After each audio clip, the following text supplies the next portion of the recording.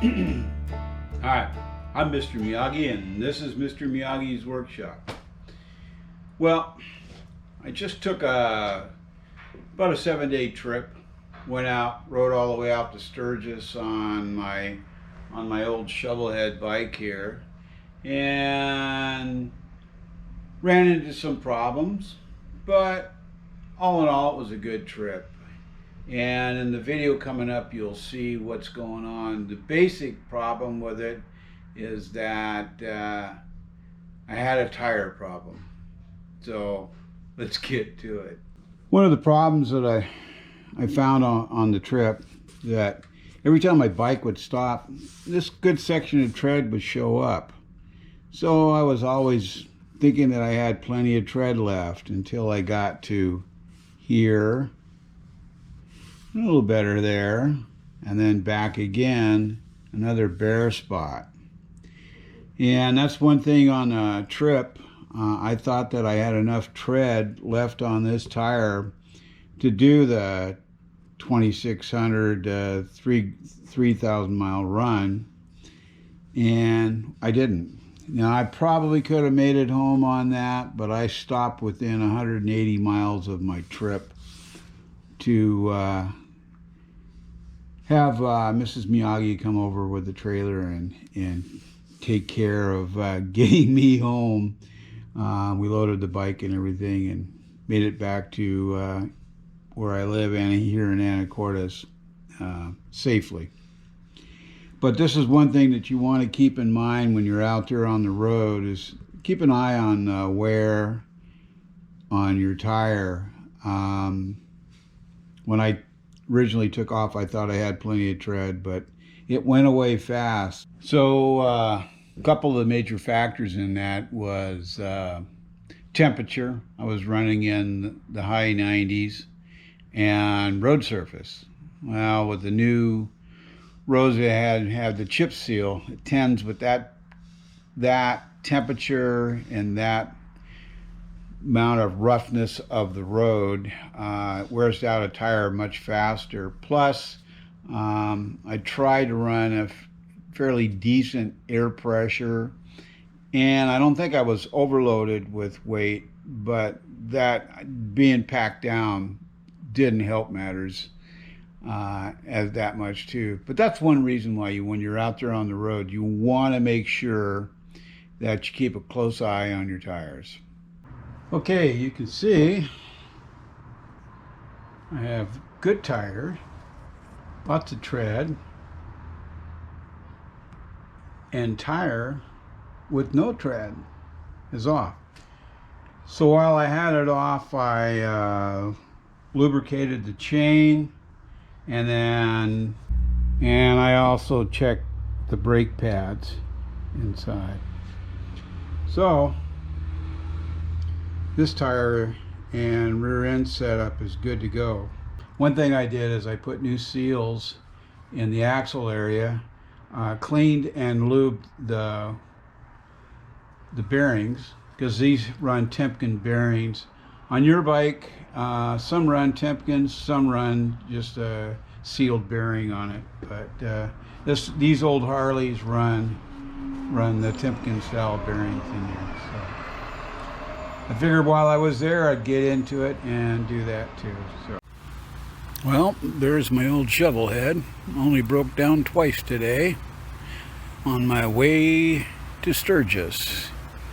Just finished up dinner, biscuit and gravy, some coffee, no beer, no whiskey, maybe some water later.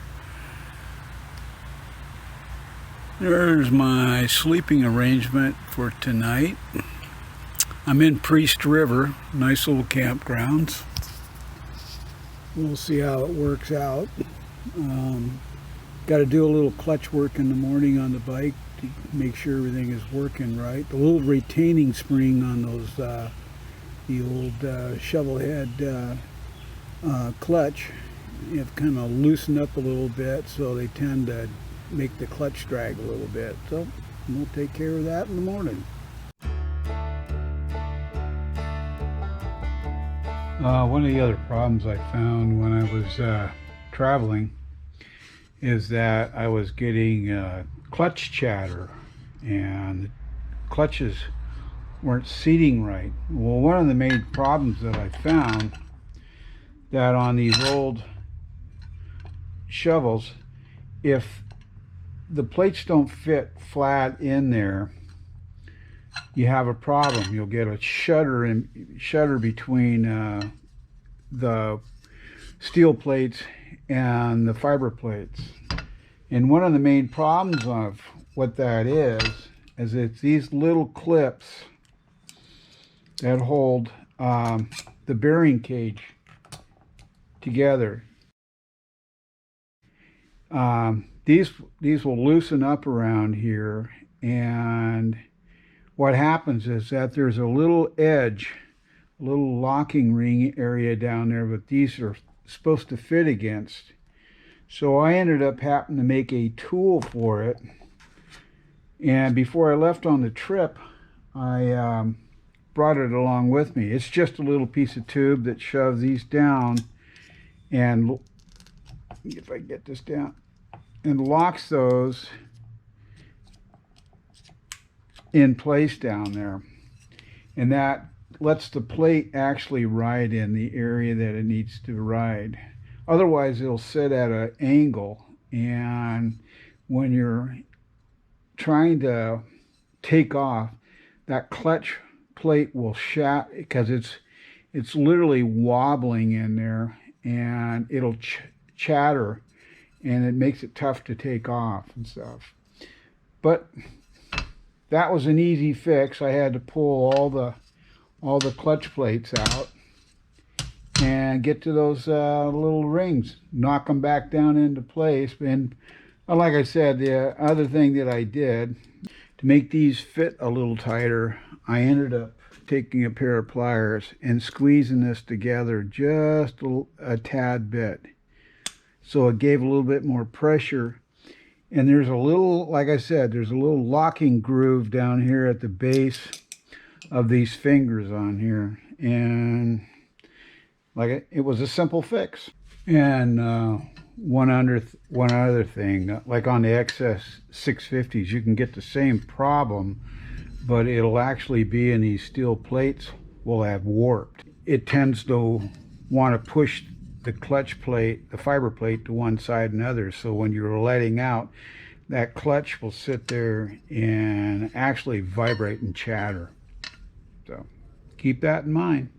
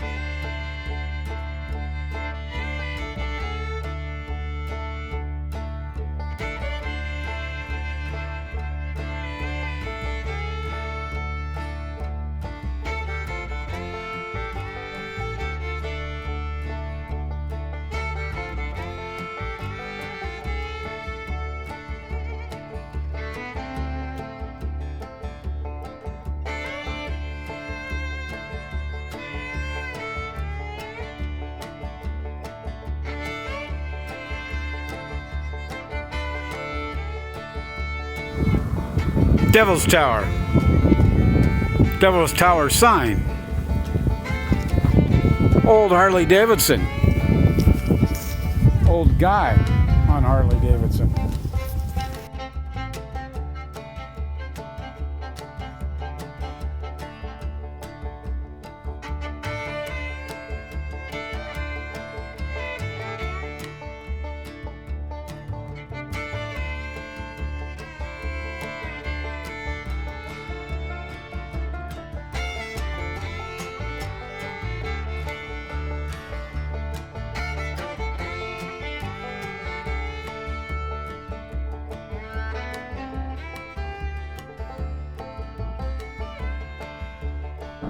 Okay, I broke down alongside the road here. I lost the bolt and the bushing. I just happened to have a little spacer for the battery connection, and I'm filing out the center. Now I've got a couple of bolts and nuts laying here. I'm going to end up doing. You can hear this freaking traffic just flying by me here. So I'm going to get to it, and then I'll get back to you. Okay, it took me a little bit of time, but I was able to get the bolt. What I did is I had a rat tail file, and I filed that out. So now I'm going to assemble all this, and hopefully it'll work. Well, I got it back together. Little piece down in there. So now the shifter works. I still have to modify it a little bit more, but when I get into camp, which I'm about 30 miles away from that, so we'll get back to you then.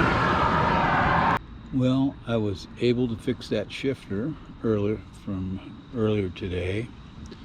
I had to make a bushing up and everything to make sure, and I was wondering why the thing was a little hard to shift, so somewhere along the line the bolt just fell out along with the bushing, so we'll see what happens on the way home. Now what I'm going to do is I think I'm going to head to Lolo Pass and do some camping down there and see what goes on. Maybe get in a little fishing. Don't know, we'll see. One of the reasons why I didn't stay around at Sturgis is the fact that I think COVID has made a lot of people stupid. I was almost hit several times by other bikes. I don't know if these people, it was their first time owning a big Harley or what, but crazy stuff, and I decided I wasn't going to stay there, so that's why I went back up to that campgrounds outside of Sundance, which was nice and quiet. It was $7 for me instead of paying $300 to stay at the Chip. Yeah, I think I made the right move. So I kind of boogied this way. Wasn't too bad of a day. I ran through a lot of rain, so I didn't do any filming. I wanted to, but sometimes it's just real difficult when you're on the road trying to, film and stay alive while riding a motorcycle across country. So anyway, I'll try to get some filmage leaving here, and then hopefully get some filmage going down Lolo Pass. It's one of my favorite rides down Highway 12, so we'll see how that goes. But right now I've got my camp all set up here. Let me step back and I'll show you what it looks like.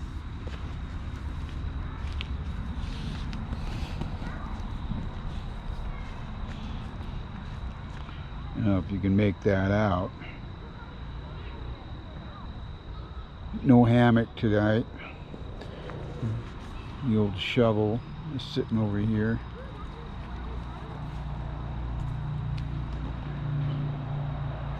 But anyway, tent's all set up. Everything's good to go. Had my dinner. Yes, it was mountain home once again. but I was able to score on some old granny's, what were the oatmeal raisin cookies. So, anyway, we'll see what goes on tomorrow. Excitement and stuff. I don't know. I want to check over the bike just for the fact that bolts have fallen off of the darn thing. But other than that, she's been running pretty good, so we'll see. Anyway, we'll check in tomorrow.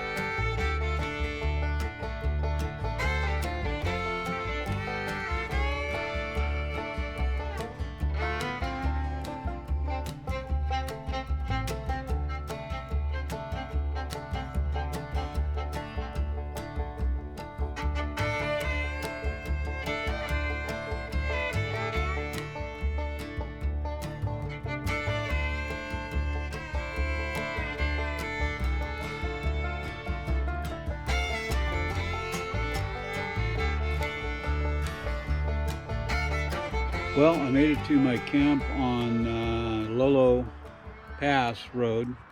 Goes into Lewiston. I'm about probably halfway down probably. I'm not for sure. But everything seems to be okay. Another cheap camp for me. National Park, so $7. Running into a little bit of a problem. I stopped at the Harley Davidson shop in Missoula and was trying to get a rear tire for the bike because it's getting really thin, and didn't do it. They told me to pull it in the shop, so I pulled it in the shop, and then the shop manager looked at it and immediately said, well, you know, with these older bikes, we're going to find some problems with it. And I said, excuse me? He goes, yeah, well, we always find problems with these older bikes. I go, you're going to find problems with my bike right off, and you haven't even actually looked at it. You're just standing there going, it's an older bike. Well, yeah, it's an older bike. I went, open the damn shop door, let me out. I'll ride like it is. I'll wait till I get home to change a tire. Well, it's getting thin, so it may be a little bit precarious getting home, but I just didn't like the attitude of the Harley Davidson shop. I don't know, maybe they were trying to sell me a bike or something, I don't know, but I damn well will not stop again at any of them. So that's my little rant for right now. Other than that, it's a really nice little camp area down here. I was stopped alongside the road, Highway 12 here, back up the ways there quite a ways, and one of the rangers stopped by, and and we got talking, and he saw the shovel head there, and he goes, he had been looking for another shovel head. He wanted one, and I said, well, that one's not for sale. And he goes, well, no. So we got talking. I said, well, I may be able to come up with one for him. So he was a really nice guy. We talked a little bit, and then he told me about this spot being available down here. So I think my wife and I had stayed in the same campgrounds 4 or 5 years ago. It looks real familiar, but we'll see. I don't know. So I'm going to get up early in the morning when it's cool, break camp, make it down to, I'm thinking, Ofino, get some fuel, and sneak my way back up towards George and see how the tire's looking. And I may stop up there, and outside of George there's a little area, there's a little couple of small lakes, and I thought about maybe stopping up there and fishing and camping for the day. We'll see. If not, I'll see how the tire's holding up, and then make it to Ellensburg or somewhere like that. If I get into a little bit of a problem, I do have AAA, so I could haul the bike home. Or I doubt if any U-Haul places would be open. Or I can call lovely Mrs. Miyagi and see if she would bring the trailer and come pick me up. So I've got some options here. I just don't want to ride that tire in the real heat of the day. That's when they start to really go bad on you. So anyway, so I'm enjoying this little campsite up here. It's nice and quiet. I've had my dinner, got that all straightened around, dishes done. They got potable water here, so I filled up my water. I'm good to go for tomorrow. So hopefully I can get a nice little early start out of here and make some time tomorrow. I've got about 506 miles to go to get home. I think that's what it was. So I went low. I could have probably just gone straight on I-90 and out that way. Maybe got over on the 2 and took it all the way into Wenatchee, but I haven't been down this way, and I love riding Lolo Pass. It's just one of the most fun rides. 99 miles of sweet turns, just nice and banks and everything. So I think I even had a little clip of that at the top up there when I was coming back down. So yeah, everything's good. Trying to keep the worries away. So other than that, I guess we'll see you tomorrow.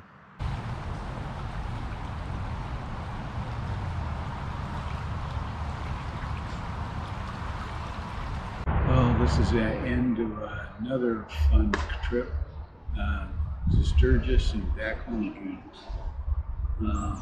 Mrs. Miyagi's going to pick me up here in a couple hours with the trailer because of my rear tire. I'll show you before we close. Now that's getting the use out of every bit of that tire.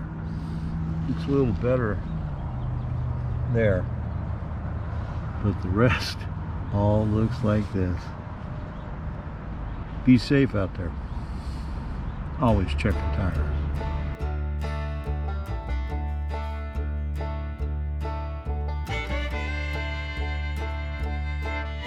Well, I hope you liked this episode of Mr. Miyagi going to Sturgis, even though we weren't there for very long. The whole idea of a trip is the trip, not so much the destination. Hey, I had fun, and I hope you did too. If you have any questions or comments, you can put them in the comment section below, or you can send them to my email address at tmiyagi@hotmail.com. And if you've liked this episode, please like, share, and subscribe. And don't forget that ringy-dingy button over there for the next notification. So this is Mr. Miyagi, hoping to see you on the road, and you all be safe out there. So, ciao.